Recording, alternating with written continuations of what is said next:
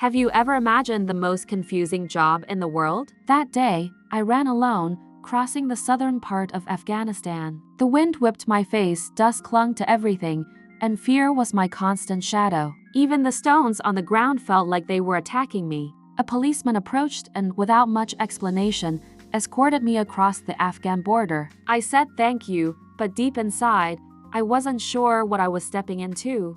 I tried to stay calm, acting like I knew where I was going. My bag hung on my back, but every few steps, I felt hands tugging at it. I got paranoid. Were people trying to steal from me? Soon after, I was sent through an Afghan checkpoint. They let me walk freely, but there was no clear direction. I got lost. In my heart, I was shouting, "Please, someone help me."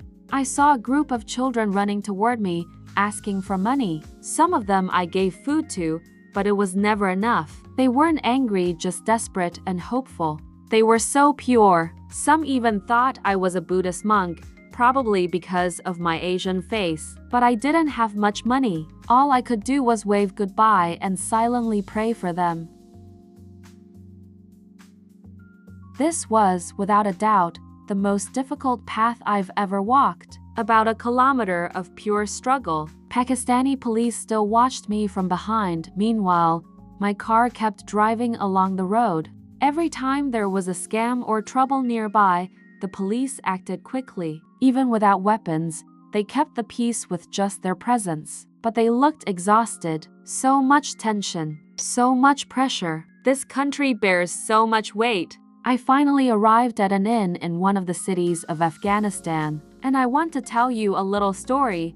When the guide who had been with me kept asking for more money. First, he said to $100, then he returned and said to $150. Luckily, a flower shop owner helped me deal with the situation. Important lesson: always record video when you're in places like this. If not, you risk being exploited. The unexpected is everywhere. I made it to the heart of Kabul. Just yesterday, I came from Islamabad, where it was 30 degrees. Here, cold and rigid, and much stricter. Security checks are everywhere, more intense than Pakistan. Suddenly, there was a small commotion. People shouted. Near me, there is a clothing store that sells various styles of Afghan clothing. With just $100, you could buy so much here.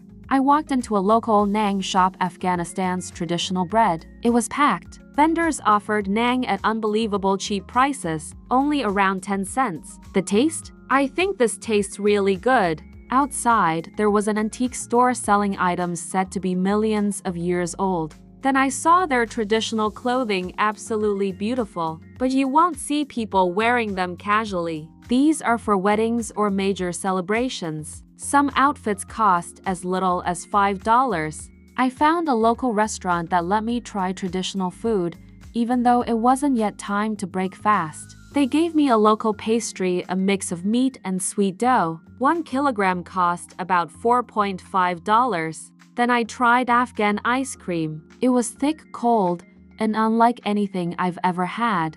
Many people here looked East Asian. Some were Hazara, descendants of Mongols. History shows that Khan once brought Mongol influence to this land.